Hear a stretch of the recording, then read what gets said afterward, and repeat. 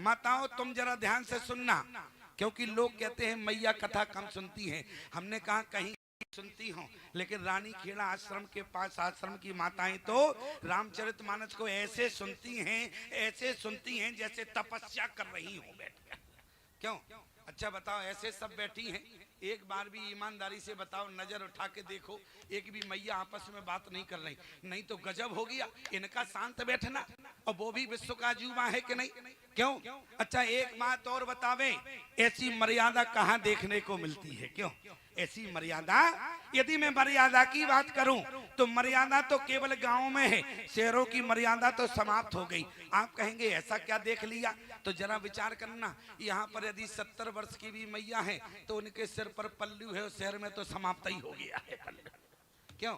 शहरों में कहीं माता, अच्छा देखो जैसे ही हमने पल्लू की बात की, अब जिनके सिर पर था तो ठीक है, जो नहीं था तो तुरंत चढ़ाने लगी। ऐसा ना हो स्वामी जी की नजर पड़ जाए तो हम ही हेड लिस्ट में आ जावे। क्यों संजीव जी, होता है ऐसा? क्योंकि खैर ऐसी नहीं, हम इतना गौर से भी नहीं देखते हैं। आप लोग आराम से ना सिर पे किए हो तो और कर लेना। एक बात बता, क्योंकि सिद्धांत है इसलिए बताना पड़ रहा है। सिद्धांत क्या है माताओं? 4 जगह पर आपको जीवन में कभी सर नहीं खोलना है। 4 जगह पर नारी को सिर ढकना चाहिए। वो 4 जगह कौन कौन है? ध्यान देना हमारी बात पर। 4 जगह पर स्त्री को कभी भी सिर नहीं खोलना चाहिए। क्यों? एक तो कहा, एक तो आप किसी के यहाँ गमी में जावे, चाहे वो आपके पिता का घर क्यों ना हो, और ईमानदारी से बताओ जब कोई नारी किसी गमी में जाती है तो क्या सिर खोल कर जाती है?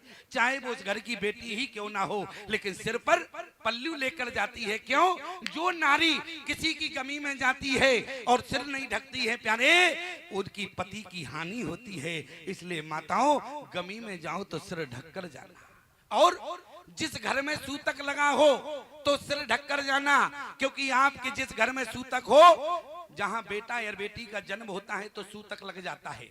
मेरा कहने का मतलब, किसी के जन्म में जाओ सूतक लगा हो तो सिर ढककर जाना, और यदि सिर ढककर नहीं जाओगी तो आपके बच्चे के जीवन में रोग आ जाएंगे। इसलिए माताओं वहां भी सिर ढककर जाना, और जहां भगवान की कथा सुनो तो आप सिर ढककर सुनना, और जहां पर प्यारे मंदिर में जाओ माताओं तो वहां भी सिर ढककर जाना।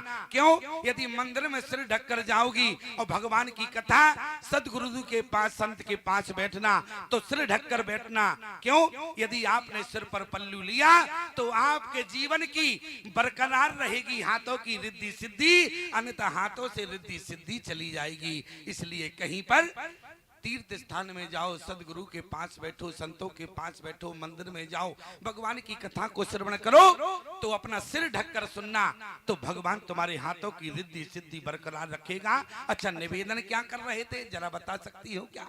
अगर गौर से सुन रही थी तो बताओ। क्यों? अगर ध्यान से सुन रही थी तो बताना पड़ेगा हमारी बात को। कथा हम कहाँ कर रहे थे? बोले भूप भगीरथ अरे सुरसरिया